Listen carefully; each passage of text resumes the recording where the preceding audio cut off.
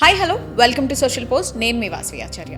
So నౌడేస్ PCOD PCOS అనేది చాలా common thing. And thyroid కానివ్వండి, ఒబేసిటీ కానివ్వండి, ఇవన్నీ కూడా ఇన్ఫర్టిలిటీకి దారితీస్తున్నాయి. ఈవెన్ మెయిల్స్లో కూడా స్పర్మ్ కౌంట్ అనేది తగ్గిపోతూ వస్తుంది డే బై డే. అది వర్క్ ప్రెషర్ కావచ్చు, స్ట్రెస్ కావచ్చు, డిప్రెషన్ కావచ్చు, ఈవెన్ రేడియేషన్ ప్రాబ్లమ్స్ కావచ్చు, అండ్ ఫుడ్, లైఫ్ స్టైల్, ఇవన్నీ కూడా వన్ ఆఫ్ ది రీజన్స్ కావచ్చు.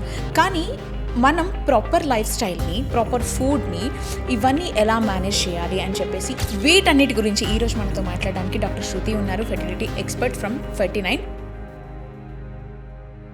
ఎల్బీ నగర్. సో మేడంని ఇన్వైట్ చేసి మీకున్న డౌట్స్ అన్ని నేను ఈ వీడియోలో క్లారిఫై చేస్తాను. వీడియోని అయితే ఎక్కడ కూడా స్కిప్ చేయకుండా ఎండ్ వరకు చూడండి.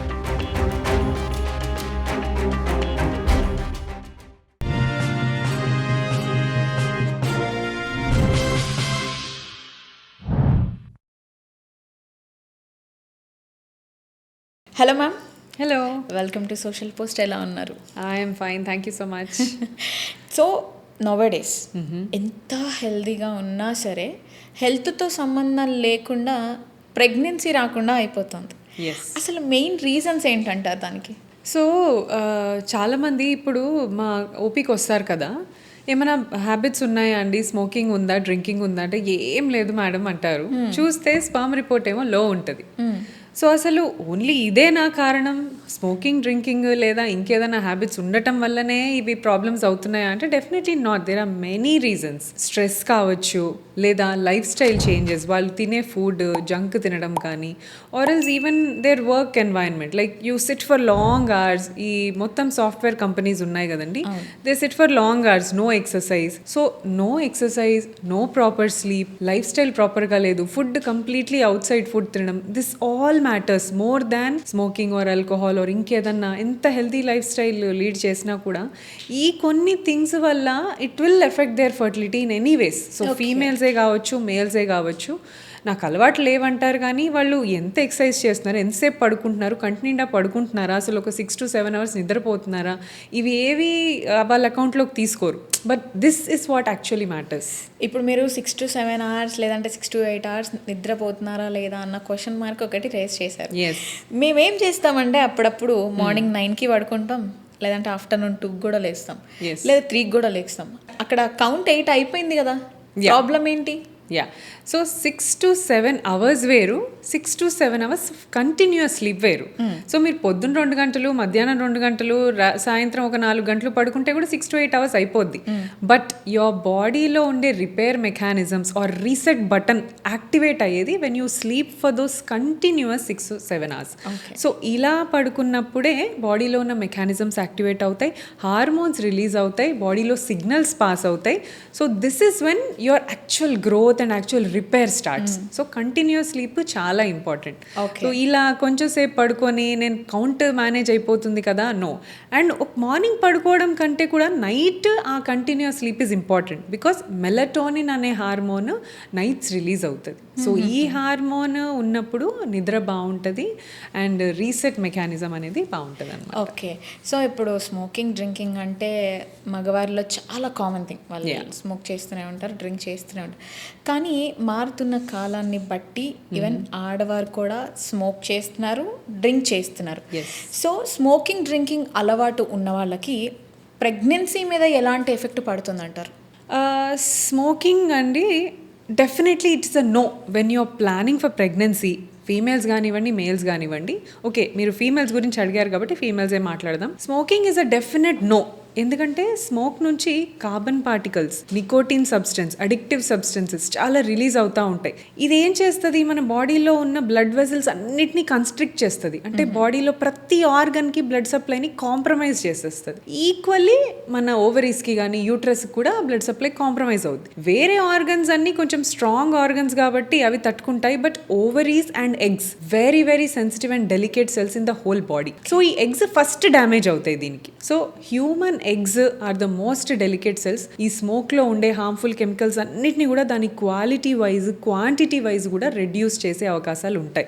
So once the egg quality is reduced, fertilization జరగదు, ప్రాపర్ ఓవ్యులేషన్ జరగదు, టైంకి పీరియడ్స్ రావు, again leading to infertility. So ఇన్ఫర్టిలిటీకి smoking ఒక major, if she's a chronic smoker or a continuous smoker. Alcohol ముందు కొంచెం పర్మిసిబుల్ లెవెల్స్ వరకు ఓకే అని చెప్పేవాళ్ళు, అంటే వారానికి ఒక 30 60 ml తీసుకుంటే చాలు అన్నారు. బట్ నౌ ఇప్పుడు ఏమంటున్నారంటే there is no such permissible level, alcohol is also dangerous, but some time and not as much as smoking is a big no, but alcohol little bit if you can manage your cells, if you are in your control, then it's okay.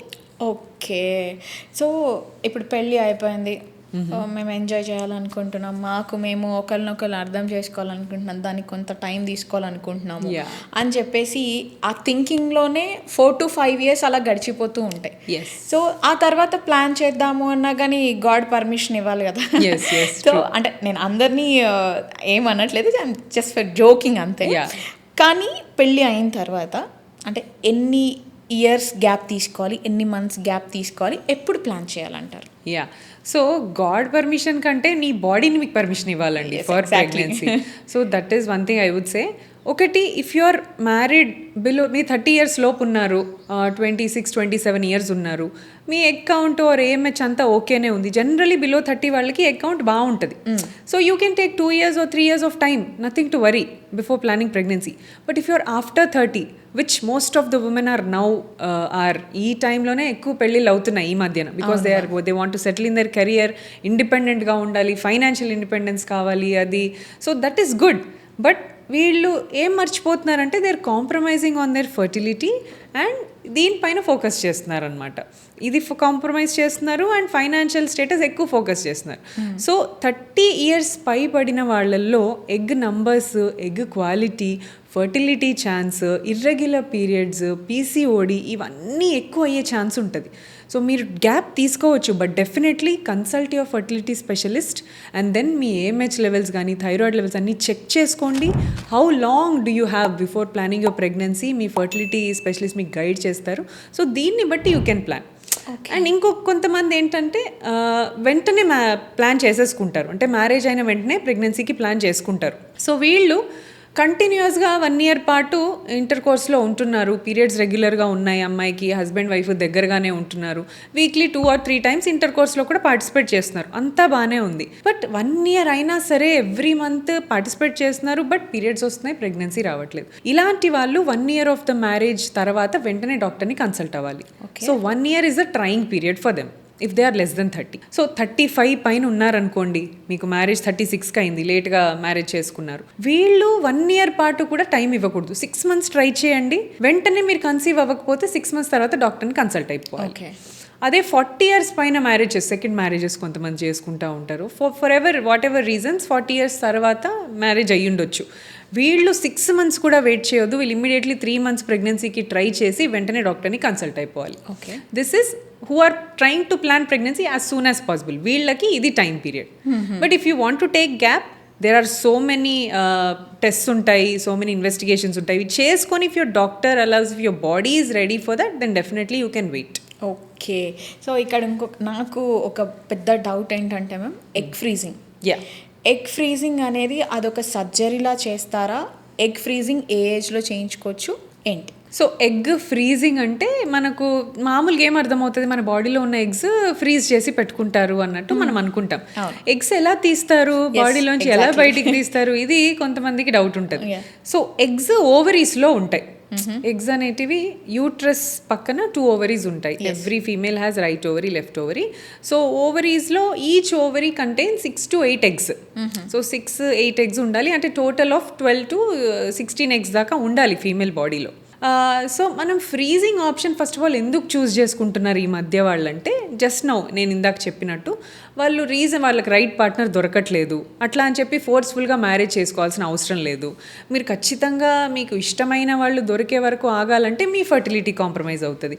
So మీరు ఇష్టమైన వాళ్ళు దొరికే వరకు లేదా మీ ఇష్టమైన పని చేసుకునే వరకు వెయిట్ చేయొచ్చు. బట్ మీరు ఇక్కడ మీ ఫర్టిలిటీని కాంప్రమైజ్ చేయకుండా మీ ఎగ్స్ మీ బాడీలోంచి మీరు ఏజ్ ఎక్కువ అవుతున్నా సరే మీ ఎగ్ ఏజ్ని మీరు స్టాప్ చేయొచ్చు. So egg freezing is a minor procedure. It is done with needles. Vagina నుంచి నీడిల్స్ పాస్ చేసి ఎగ్స్ని కలెక్ట్ చేస్తారనమాట. So it is a minor procedure done within 5 to 10 minutes with sedation or anaesthesia. చిన్న anaesthesia ఇచ్చేసి ఒక 5 to 10 minutesలో needle ద్వారా collect చేస్తారు. There is no cut on your abdomen, there is no cut on your body, sutures, nothing else is required, no admissions are required.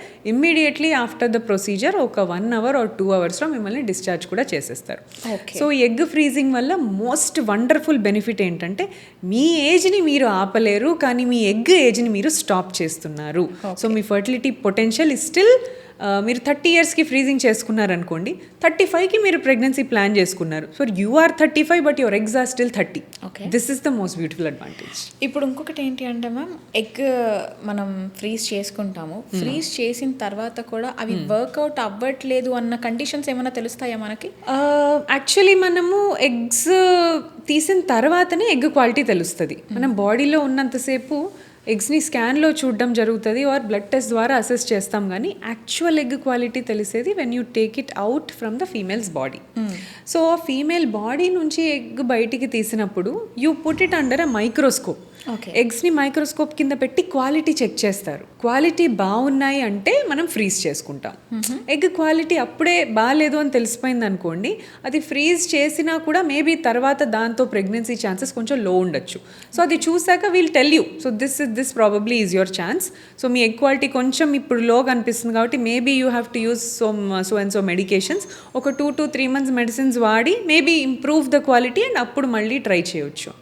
So ఇట్లా కాకుండా ఫ్రీజింగ్కి తీసి అప్పుడు చూసి బాగాలేదు అని చెప్పే కంటే మనం బ్లడ్ టెస్ట్ ద్వారా వాళ్ళకి థైరాయిడ్ ఉందా, లేదా ఇంకేమైనా డయాబెటీస్ ఉందా, ఆర్ ఇఫ్ షీఈ్ ఒబీస్, అవన్నీ ఫ్యాక్టర్స్ ఉంటే first ask her to get a proper weight reduction, proper lifestyle changes, good habits అన్నీ అలవాటు చేసుకుని, థైరాయిడ్ ఉంటే థైరాయిడ్ కరెక్షన్, షుగర్ ఉంటే షుగర్ కరెక్షన్ చేసిన తర్వాత then you pick up the eggs, so that మీరు క్వాలిటీ కూడా కాంప్రమైజ్ అవ్వాల్సిన అవసరం లేదు. ఓకే. సో నవేడేస్ పీసీఓడి అనేది చాలా కామన్ థింగ్ అయిపోయింది. సో ఆ పీసీఓడి ఉన్నవాళ్ళు ప్రెగ్నెంట్ అవుతారా? ఒకవేళ లేదు అది సివియర్గా ఉంది పీసీఓడి అంటే ఎలాంటి కేర్ తీసుకోవాలంటారు? సో పీసీఓఎస్ మీరు అన్నట్టు చాలా కామన్. అసలు పీసీఓఎస్ ఆర్ పీసీఓడి అనే పేరు తెలియని వాళ్ళు ఎవ్వరు ఉండరు. కాకపోతే ఎప్పుడు భయపడాలి, ఎప్పుడు జాగ్రత్త పడాలి, ఎప్పుడు ప్రెగ్నెన్సీ ప్లాన్ చేసుకోవాలి. పీసీఓడి ఉన్నవాళ్ళు నా దగ్గరకు వచ్చి ఒక క్వశ్చన్ అడుగుతారు, మేడం పీసీఓడి తగ్గించుకున్న తర్వాత ప్రెగ్నెన్సీ ప్లాన్ చేస్తాను. బట్ యాక్చువల్లీ ఏంటి తెలుసా అండి, PCOD is not a curable disease. ఒక షుగర్, ఒక బీపీ ఎలా ఉంటుందో PCOD is a lifestyle change. మీ బాడీలో మీరు చనిపోయేంత వరకు it is with you. But మీరు దాన్ని కంట్రోల్లో పెట్టుకొని మీకు ప్రెగ్నెన్సీ వస్తే అప్పుడు పీసీఓడి కంట్రోల్ అవుద్ది. It's not reverse. పీసీఓడి తగ్గించుకొని నేను ప్రెగ్నెన్సీ ప్లాన్ చేసుకుంటాను, నో. ఫస్ట్ మీరు ప్రెగ్నెంట్ అవ్వండి, ఆటోమేటిక్గా పీసీఓడి అప్పుడు కంట్రోల్ అవుతుంది. So do not run behind curing your PCOS because it doesn't have a permanent cure. పీసీఓఎస్లో pregnancy is the priority. Please use medications. So ovulation డ్రగ్సే కానివ్వండి, లేదా ఐయుఐ ట్రీట్మెంటే కానివ్వండి, ఐవీఎఫ్ ట్రీట్మెంట్ కానివ్వచ్చు, వాట్ ఎవర్ ఇట్ ఈస్, త్వరగా pregnancy plan చేసుకోవడం is the priority in PCOS. Okay. So if in case PCOD ఉన్నవాళ్ళు మేబీ తొందరగా ప్రెగ్నెంట్ అవ్వలేము అని తెలిసిన వాళ్ళు ఐవీఎఫ్కి వెళ్తూ ఉంటారు. సో కానీ ఈ ఐవీఎఫ్ వెళ్ళిన తర్వాత ఏంటి అంటే మేబీ కొంతమంది బాడీస్కి సెట్ అవ్వచ్చు, కొంతమంది బాడీస్కి సెట్ అవ్వకపోవచ్చు. అంటే దానికి మెయిన్ రీజన్స్ ఏంటంటారు? కొన్ని PCOS like there are gradings. There is mild PCO, moderate PCO, severe PCO. కొంతమందికి మేల్ హార్మోన్ లెవెల్స్ చాలా ఎక్కువ ఉంటాయి పీసీఓడి వాళ్ళలో. అంటే బాగా యాక్నే ఉంటుంది, తర్వాత అప్పర్ లిప్ హెయిర్ వచ్చేస్తూ ఉంటుంది, హెయిర్ గ్రోత్ అయిపోతుంది బాడీ అంతా. సో మేల్ హార్మోన్స్ ఎక్కువ ఉండటం వల్ల ఆ ఎగ్స్ క్వాలిటీ చాలా పడిపోతుంది అనమాట.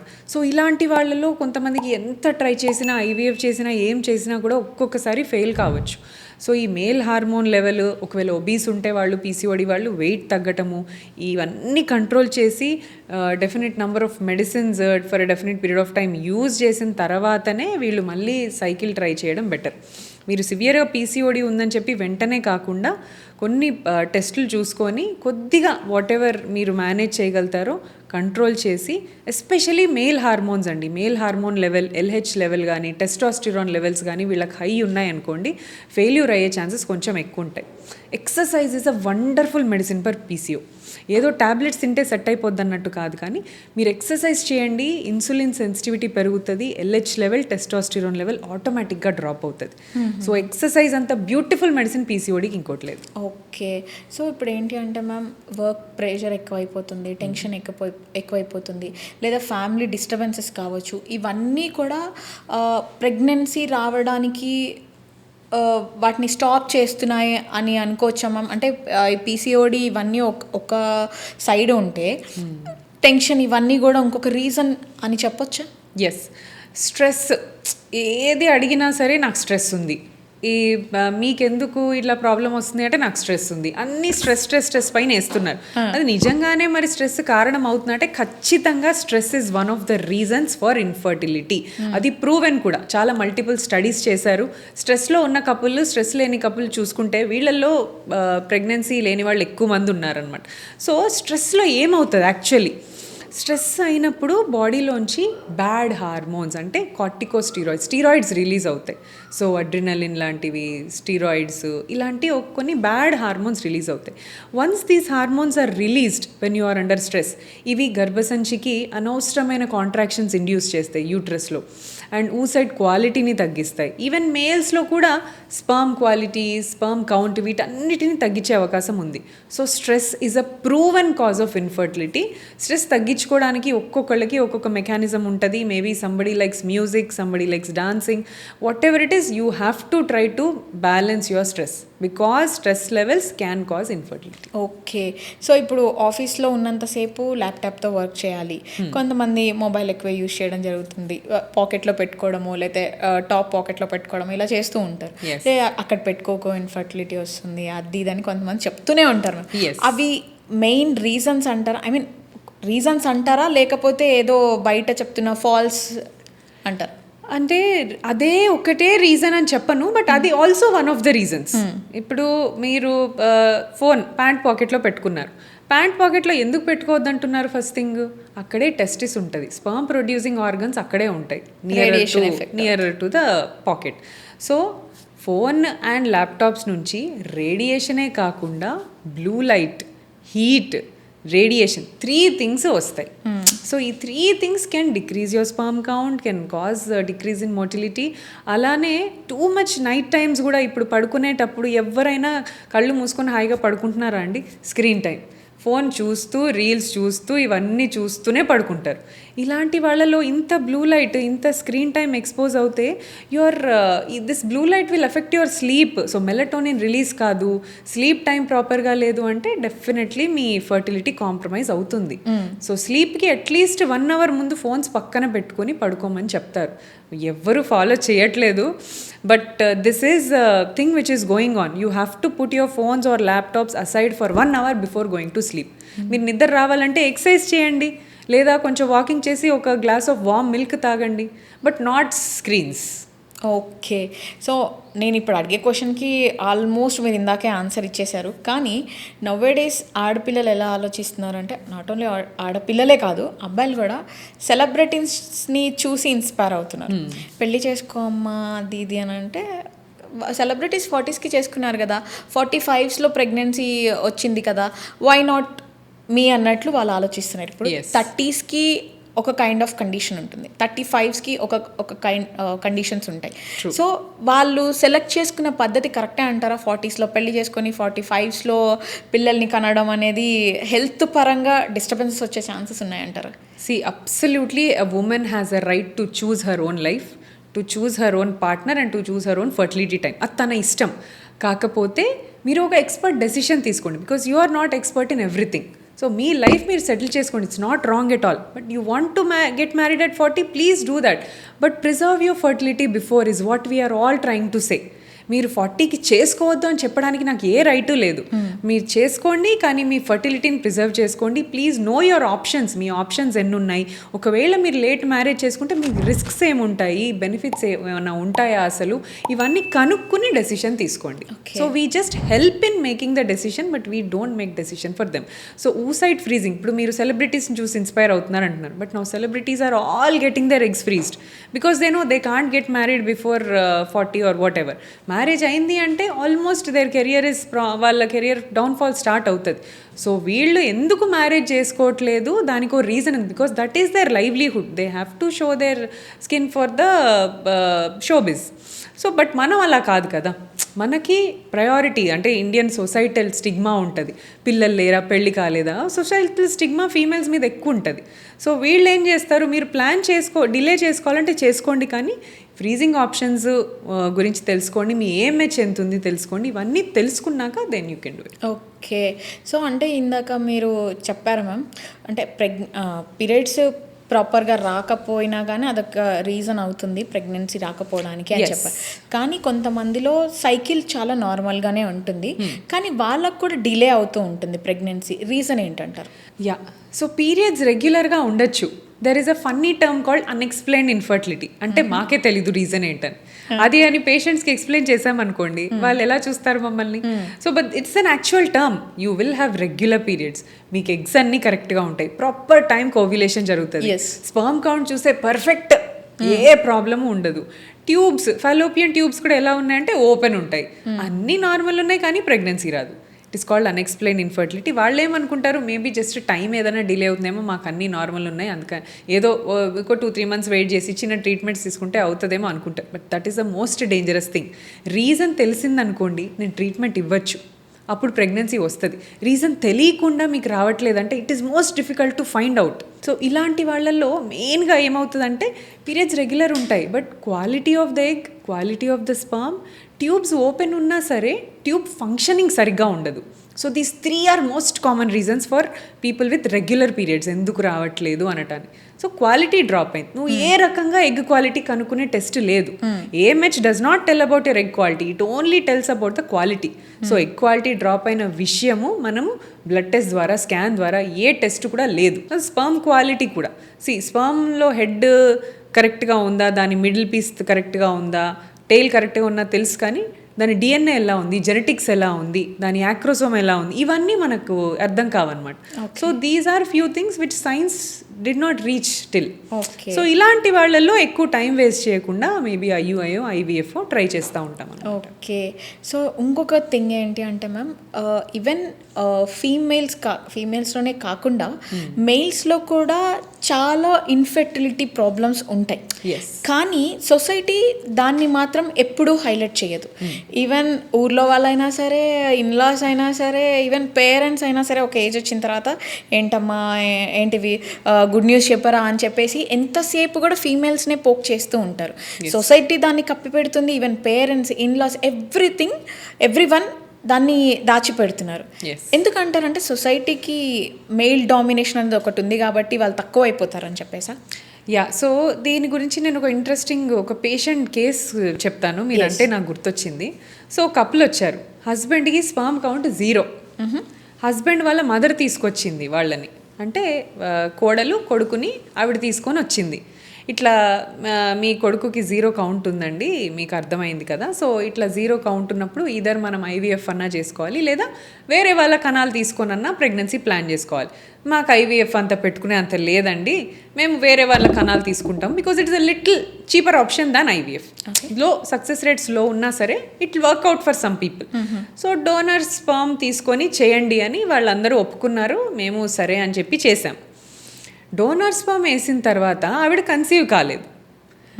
దెన్ ఆవిడకి ఇంట్లో టార్చర్ స్టార్ట్ అయింది. ప్రాబ్లం మావాడిదే అని చెప్పి వేరే వాళ్ళది వేయించాము, వేరే వాళ్ళు వేసినా నువ్వు కన్సీవ్ కాలేదు అంటే నీకే ఏదో ప్రాబ్లం ఉంది. సో ఆయనది 0 కౌంట్ పెట్టుకొని తనని హైలైట్ చేయకుండా, తినకు వేరే స్పర్మ్ వేసినా నువ్వు కాలేదని చెప్పేసి తనకి దే స్టార్టెడ్ బ్లేమింగ్ హర్ అనమాట. IUI ప్రొసీజర్ సక్సెస్ రేటే 15-20%. అందులో ఆవిడ మిస్టేక్ ఏమీ లేదు. బట్ ఎందుకు ఫీమేల్స్ని హైలైట్ చేస్తారంటే, మనకు సొసైటీకి ప్రెగ్నెంట్ అయ్యేది ఎవరు? ఫీమేల్. బిడ్డల్ని ఇచ్చేది ఎవరు? ఫీమేల్స్. సో అందరూ ఏమనుకుంటారు, ప్రెగ్నెన్సీ రాలేదంటే that is the females mistake. ఎందుకంటే ఆవిడే కంటది, ఆవిడే ప్రెగ్నెన్సీ ఇస్తుంది. హస్బెండ్ పార్ట్ ఏముంది ఎవరికి తెలియదు. బట్ ఈక్వల్గా హస్బెండ్ రోల్ 50% ఉంటుంది ప్రెగ్నెన్సీలో. 50% genes are from the sperm and 50% from the egg. Uterus only carries the pregnancy. There is no other job for the uterus. But pregnancy form అవ్వాలంటే male and female 50% ఇద్దరిది కలిసి ఉండాలి.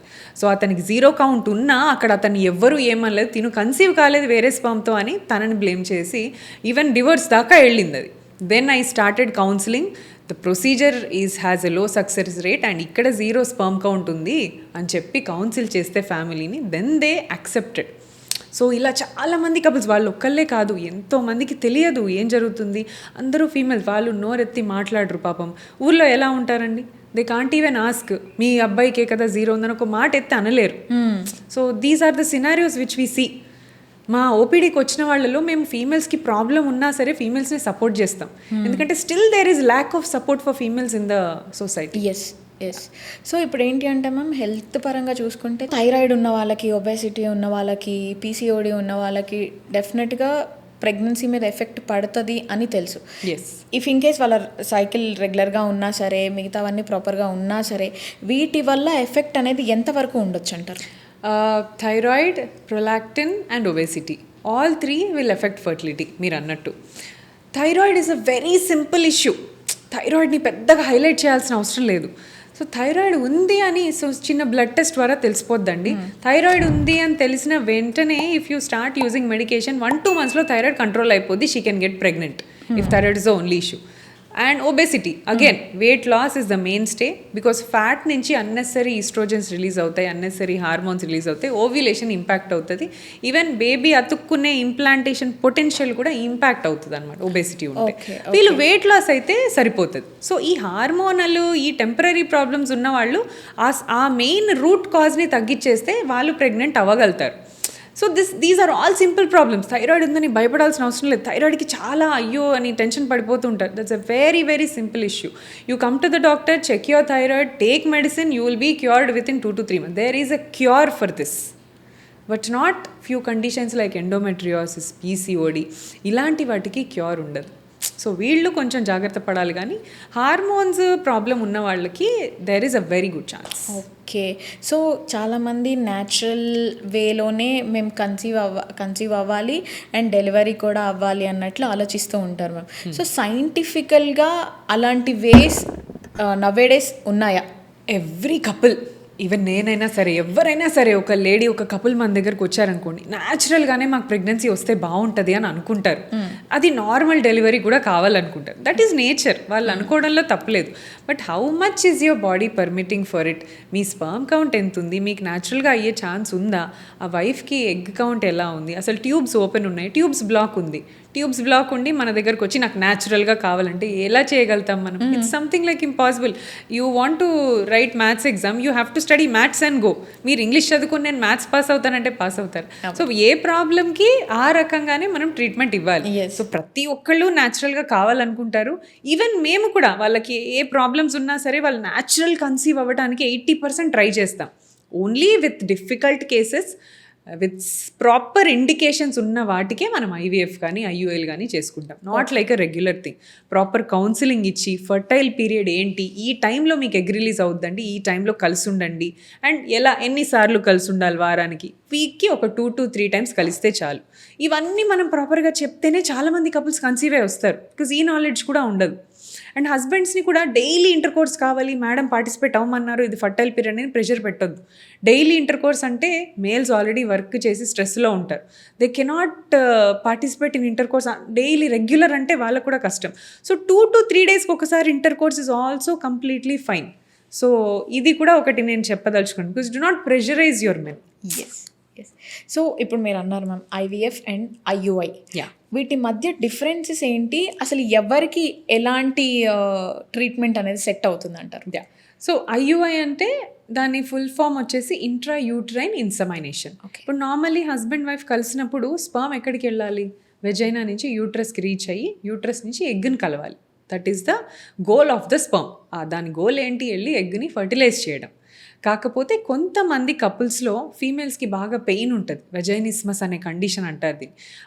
వాళ్ళు తెలియకుండానే husband దగ్గరకు వస్తున్నప్పుడు ఆటోమేటిక్గా వెజైనా కాంట్రాక్ట్ అయిపోద్ది, బాడీ కాంట్రాక్ట్ అయిపోద్ది, చాలా భయం వచ్చేస్తుంది. They can't allow their husbands to participate in intercourse. So ఇది వాళ్ళ తప్పు కాదు, వాళ్ళకి తెలీదు, సైకలాజికల్గా annoyingly they contract themselves. Maybe చిన్నప్పుడు ఏమన్నా ఫిజికల్ అబ్యూస్ అయ్యిండొచ్చు, వాళ్ళకి మైండ్లో అట్లాంటి భయం ఒకటి ఉండిపోద్ది. They won't allow men. So ఇలాంటి వాళ్ళకి ఏం చేస్తామంటే ఒక్కొక్కసారి అనస్థీషియా ఇచ్చి మనం స్పర్మ్ లోపలికి పంపిస్తాం. రిపీటెడ్ కౌన్సిలింగ్స్ ద్వారా వాళ్ళు సెట్ అవుతారు. ఫైనల్లీ ప్రాపర్ డాక్టర్ దొరికితే వాళ్ళకి మంచిగా వాళ్ళ కౌన్సిలింగ్ చేసి సరిపోద్ది. But if they want immediate pregnancy, ఇలాంటి వాళ్ళలో ఐయుఐ చేస్తాం.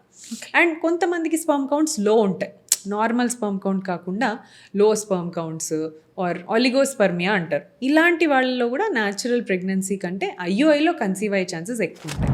అండ్ కొంతమందికి హెచ్ఐవి అని ఆ డిజీజ్ అని ఉంటాయి. అవి వైఫ్ హస్బెండ్ కలిసారనుకోండి, వీళ్ళకి డిజీజ్ సోకుతుంది. సో ఇలాంటి వాళ్ళలో కూడా ఒకళ్ళకి ట్రాన్స్మిట్ అవ్వకుండా కూడా మనం ఐయుఐ ప్రాసెస్ వాష్ చేసి సెమెన్ వేస్తామన్నమాట. సో ఫ్యూ ఇండికేషన్స్లో ఐయుఐస్ చేస్తాం. ఇంకా ఐవీఎఫ్ అంటారా, న్యాచురల్గా ట్రై చేస్తున్నారు, అవ్వట్లేదు, 10 years అయిపోయింది, మ్యారేజ్ అయ్యి 11 years అయిపోయింది, అండ్ ఐయుఐలు కూడా 3-4 సార్లు చేయించుకున్నాం, ఫెయిల్ అయింది. ఇలాంటి వాళ్ళలో లాస్ట్ ఆప్షన్ లాగా ఐవీఎఫ్ పెట్టుకుంటాం.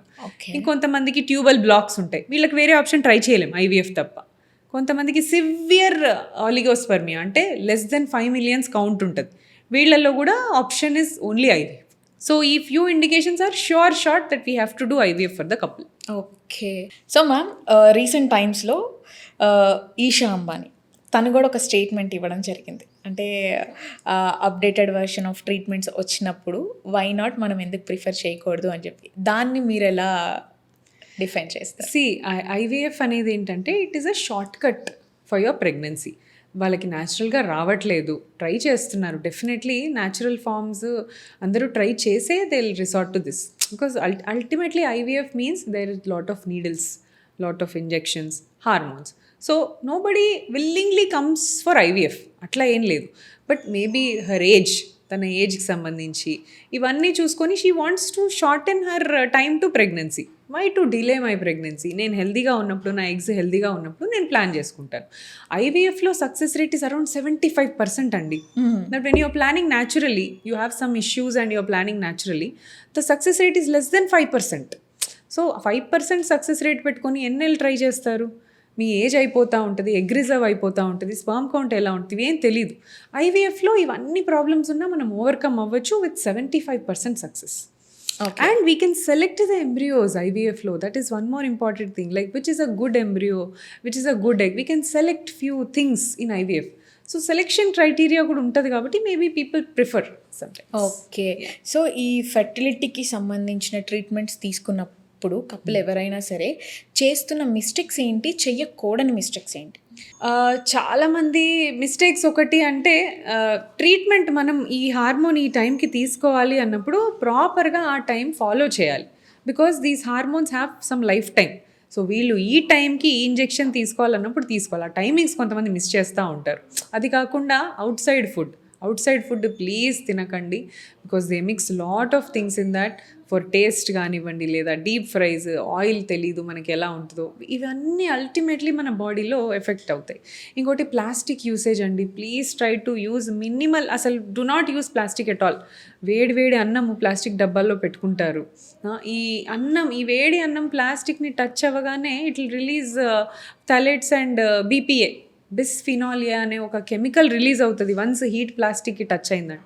అది డైరెక్ట్గా మీ ఎండోక్రైన్ సిస్టమ్ని డిస్టర్బ్ చేస్తుంది, హార్మోన్స్ అన్నీ డిస్టర్బ్ అయిపోతాయి, your ovulation everything gets affected. So stop using plastics at least when you're trying to conceive. చిన్న పిల్లలకి ప్లాస్టిక్స్ ఇవ్వకండి, ఫోన్స్ స్క్రీన్స్ చూడకండి. Do not use laptop on your lap, please put it on the table and then use. And have home food, healthy food అని ఆ juice అని, quinoa అని, కాకరకాయ అని ఏవేవో తెచ్చుకుంటారు. బట్ అట్లీస్ట్ ఇంట్లో ఫుడ్ ప్రాపర్ టైంకి తినండి చాలు. ఏది తిన్నా పద్ధతిగా తినండి, నాట్ ఓవర్ ఈటింగ్. హెల్దీ అని చెప్పి అది కూడా ఓవర్ ఈటింగ్ కాదు. పద్ధతిగా ఏది కావాలంటే ఇంట్లో చేసుకొని హెల్దీ ఆయిల్స్, ఆర్గానిక్ ఫుడ్కి రిస్టోర్ అవ్వండి. I think that will definitely improve your success rates. Yes, thank you so much ma'am. చాలా అంటే చాలా బాగా చెప్పారు. నాకు తెలిసి చూస్తున్న ఆడియన్స్ అందరికీ కూడా వాళ్ళ మైండ్లో కొన్ని క్వశ్చన్స్ ఉంటాయి, మీ ఆన్సర్స్ ద్వారా అవన్నీ క్లియర్ అయ్యాయని అనుకుంటున్నాను. క్లియర్ అవ్వడమే కాకుండా please everybody in the audience try to follow, నేను చెప్పిన వాటిలో 2-3 పాయింట్స్ ఫాలో చేయండి. అండ్ ఐ విష్ మీకు ప్రెగ్నెన్సీ త్వరగా రావాలి. అండ్ ఈ 2 పాయింట్స్ వల్ల నీకు ఖచ్చితంగా ఏదో ఒక బెనిఫిట్ అయితే జరుగుతుంది. ఎస్. సో గైస్, చూస్తున్నారు కదా మ్యామ్ ఏం చెప్తున్నారో. టైంకి ఫుడ్ తినండి, అవుట్ సైడ్ ఫుడ్ తినొద్దు, యోగా, ఎక్సర్సైజెస్ ఇవన్నీ ప్రిఫర్ చేయండి. అండ్ బయట వాళ్ళన్న మాటలు వీళ్ళన్న మాటలు చెప్పి వాళ్ళని ఎలాంటి డిస్టర్బెన్స్కి క్రియేట్ చేయకండి. అండ్ మాకు స్ట్రెస్ ఉంది, మాకు డిప్రెషన్ అయిపోయాము అని చెప్పేసి జరుగుతున్న ప్రాసెస్ని ఆపకండి. మీకు ఒకవేళ ఇలాంటి డౌట్స్ ఏమన్నా ఉంటే, మీరు మేడంతో మాట్లాడాలి అని అనుకుంటే, మేడంని కలవాలి అని అనుకుంటే మాత్రం నేను మేడంకి సంబంధించిన డీటెయిల్స్ అన్నీ కూడా నేను స్క్రీన్ మీద ఇస్తాను. మీకు కంపల్సరీ కావాలి అని అంటే వెంటనే విజిట్ చేయండి. Thank you so much. నేను ఇంకో గెస్ట్తో నేను మళ్ళీ మీ ముందు ఉంటాను. This is Vasavi Acharya, social post and signing off.